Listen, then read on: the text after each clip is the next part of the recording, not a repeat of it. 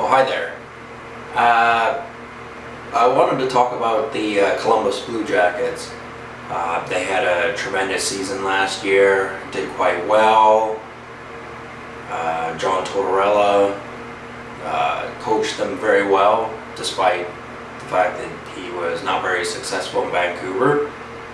I believe that no coach could have been successful in Vancouver during that year and the subsequent years afterwards. The team just wasn't ready, but John Tortorella was able to make the Columbus Blue Jackets organization work and actually accomplish something. I don't really understand what coaches do that are different from other coaches. I mean, obviously they get them to do the basic drills: skating, shooting, passing, defense, working together as a team, all that sort of stuff. But how is it much different from one coach to another? I mean, there's only X amount of ways you can actually do something. Sure, they can, write things down and come up with plays, like that Adam Sandler movie, where he was a football player. I forget what it was called now. It's been so long since I watched it. I actually have the movie, but my brother took it, so I haven't seen it for some time. Huh. I have to Google that later. I mean, I'm sure it's just, it's something simple, but I just can't remember it. Anyway, the Columbus Blue Jackets, they weren't a particularly high-scoring team. Like, no individual player had a lot of goals.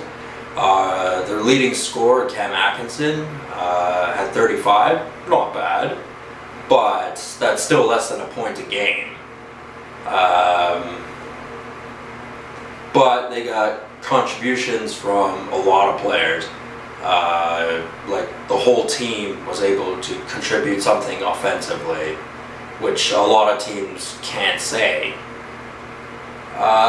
They have made some moves in the off-season, and I actually think they're to Columbus's advantage.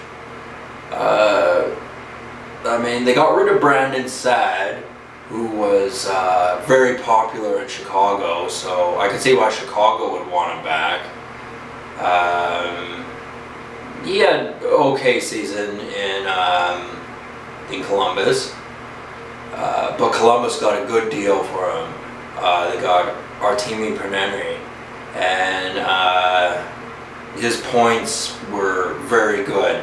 I don't think Chicago was really that willing to give him up. I don't think he was affected by the expansion draft, but maybe he was, I don't know. But anyway, they traded him and a couple other players, and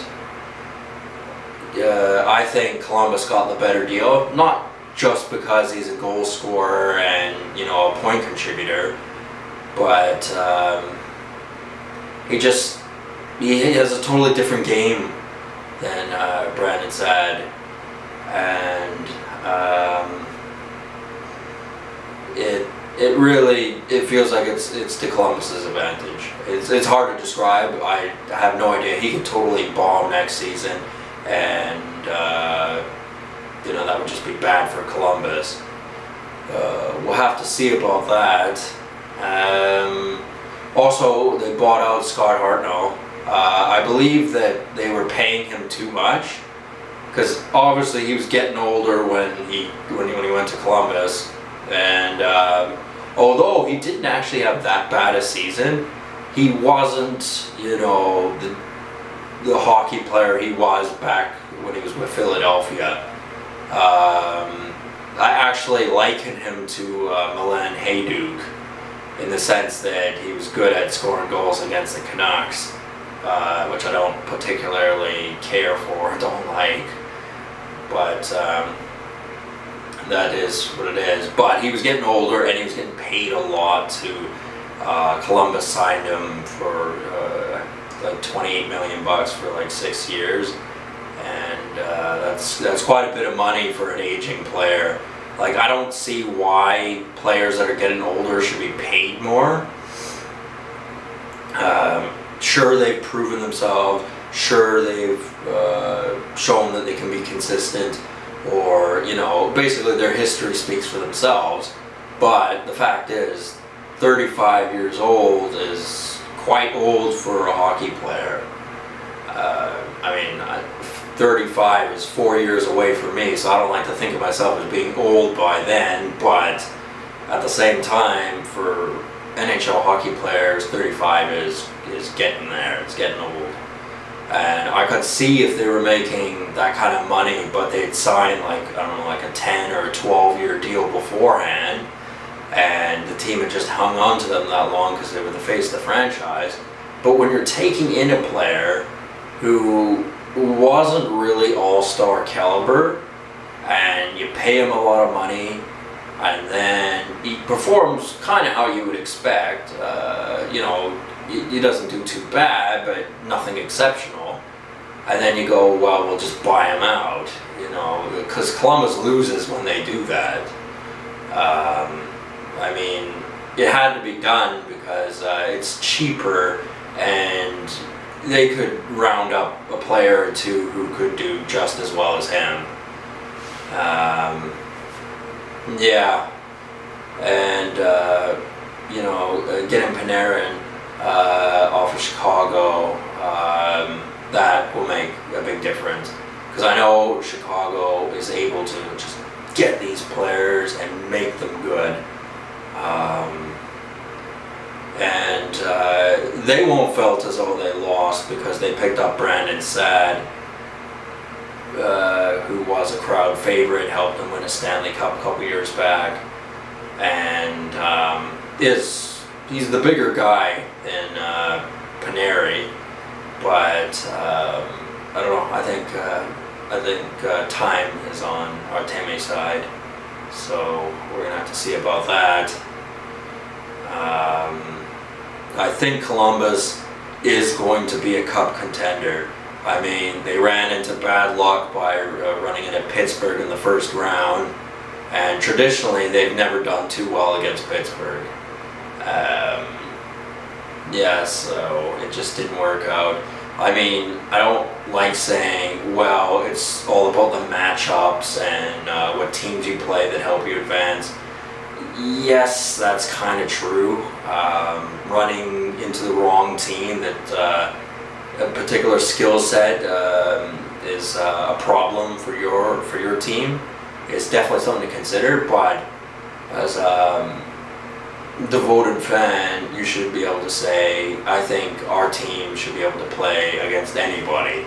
I don't think any team out there should be an issue, whether they are returning Stanley Cup champion, President's Trophy, whatever. It shouldn't be an issue. You should be able to take on anyone and just make things work. But anyway, in the next year or two, I would not be surprised at all if Columbus makes it to the final. I don't think they're going to win, but I think they're gonna go far. The pieces are there. They're happy with John Tortorella. Sergei Bobrovsky's doing quite well over there. They're getting points from all their players.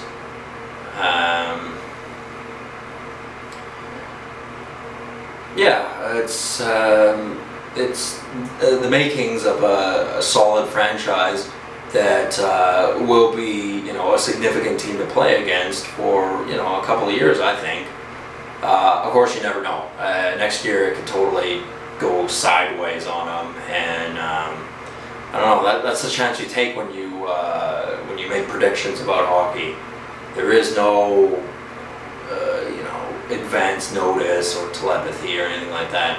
Only if you're on the inside and you got suitcases full of money, and you move hockey players like they're pawns on a chessboard, then maybe you got an advantage as far as having the hindsight to know things. And people go, oh, well, Don Cherry's been involved in hockey so long, and he's quite often wrong about saying what particular players he really likes, what teams he thinks are going to do well. He's not always wrong, but he's wrong quite a bit of the times.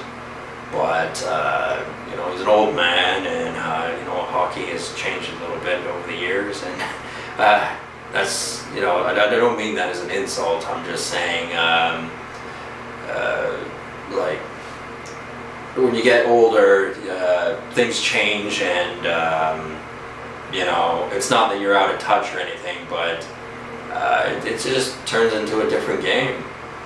I mean, my old man, there's a lot of things about the world he doesn't understand, and it isn't because he's not filled with worldly wisdom, but it's because there's a generation thing going on there where I interpret information differently, as well as a lot of other young people, in contradiction to their elders.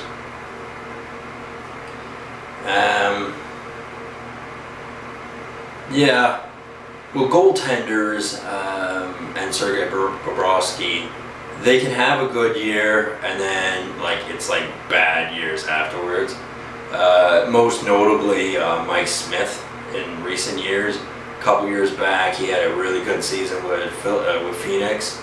He made a bad team, you know, perform well and not make a deep run into the playoffs, but, you know, really show some, you know, like the ability to help contribute to the team. They lost, and Mike Smith was not happy about staying in Arizona, and now he's moved on. But he hasn't been able to do well since, and I think that was the pinnacle of his career at that point. And I can see that being a bit disheartening for some players, especially when you look at other hockey players who have achieved a lot, and you just know that you're getting too old to compete with them, and your chances are dwindling. They're fading away. I mean, that is the nature of hockey. There's a lot of losers. I mean, there's the Hall of Fame where the greats go. Teemu Selanne just went there, and a whole pile of other players are there. Wayne Gretzky's there. Sidney Crosby for sure is going to be there. Even if he were a lousy hockey player, with his cult of personality, he is going to the Hockey Hall of Fame. But there's also the home for infinite losers, and there are a lot of them in the NHL. It doesn't mean that they're not either really popular or infamous or you know, well known for whatever reasons, like Eric Lindros, for example, never won a Stanley Cup. Made a big stink about being drafted by the Nordiques. Why he did that, I don't know, because the Nordiques were not a bad team, and they won a Stanley Cup later on in Colorado. I didn't think that was particularly cool of him. I'm sure he had his reasons. In fact, actually, in recent years, I've seen him wearing a Quebec Nordiques jersey at some hockey thing. I don't know exactly what. Maybe he feels a bit of regret for having put the cold shoulder on Quebec. I don't know. I haven't seen him say that. But anyway, getting back to Columbus, I think they can make things happen, and I want to get a couple of more of their jerseys. Obviously the Cannon one, because that's an awesome jersey, and it reminds me so much of AC/DC for whatever reason, because they've had cannons in their logos before. Also, an extremely tacky jersey is the old logo where it's, you know, the C and the B and the J.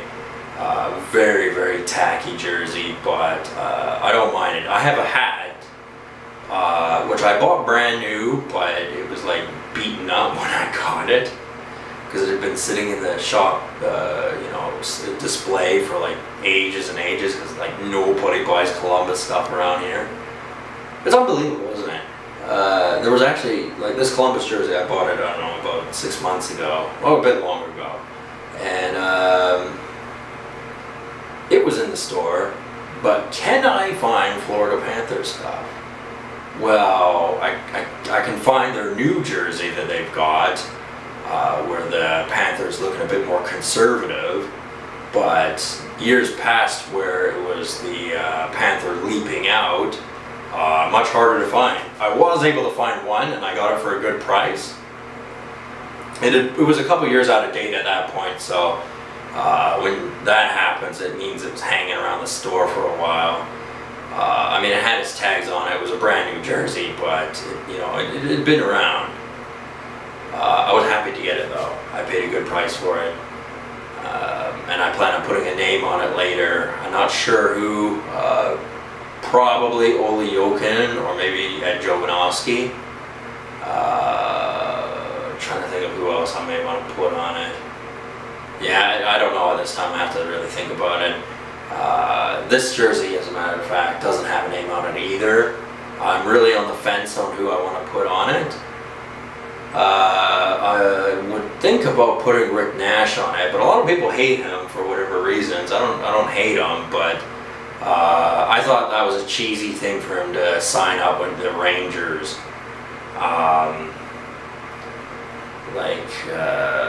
That seems to be where a lot of good players end up going, because the Rangers are, big spenders, and they're one of those types of teams, similar to how the Golden Knights are going to behave later when they get into the NHL. I'm sure of it, because they're going to spend big money to grab big names and try and make things work that way. Sometimes it works out, sometimes it doesn't. I mean, I live in Vancouver, so the Canucks, I've seen over the years, they don't particularly go for elite players that become unrestricted free agents. Not usually. I mean, they picked up Louis Eriksson not too long ago, and he's done terrible. But although he was a good player on certain teams, as a whole, he was never, difference maker, like gonna help you get to the Stanley Cup player. I mean, he showed great promise in Boston, obviously, but obviously when he had moved on, then the spark had gone, and it's not because of his physical capabilities in the best shape of his life, as far as I know, and there's no reason that couldn't happen. I mean, because the reality is, it's 20 players, and they're all in their peak physical condition, aside from any injuries and all that, and there's no reason why 20 skilled, relatively big guys can't get the job done, except that there's strings being pulled behind the scenes, and it's a whole other world that the hockey fans who recite statistics,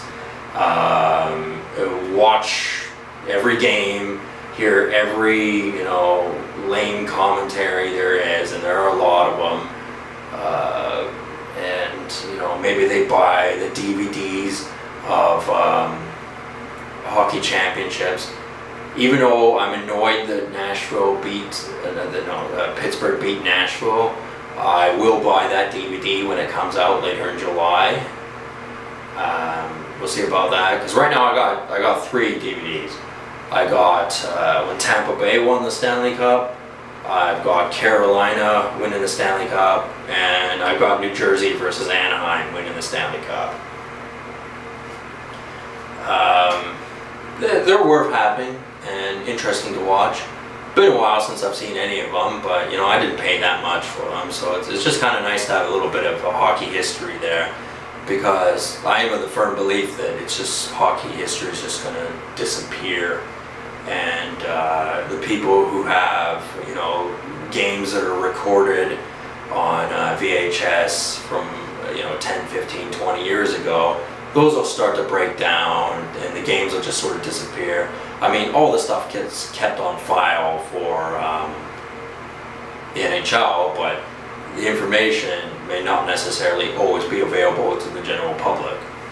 I mean, Game 7 of Vancouver versus the New York Rangers, that's on YouTube.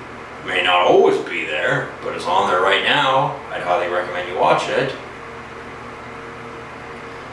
And if you get a chance to watch the Columbus Blue Jackets, you know, play a really good game, and you know, where their top players really shine, I think that's a cool thing, because I do believe in expanding the NHL into less hockey amicable area, because I mean, there are certain areas, particularly in the south of the states, that do not like hockey at all, and it's for pig ignorant reasons. To be honest with you, if it's boiling, blistering hot outside, going inside a refrigerated arena to watch an ice hockey game, that would sound appealing to me. I don't know, maybe the hot suns boiled their brains or something like that, I don't know. There's just no accountability for taste, I suppose. Yeah, anyway, I'm happy with what Columbus has done, and I think they're going to be more successful in the playoffs in the near future. So, we'll see. Anyway, I'll talk to you guys later. Have a good one.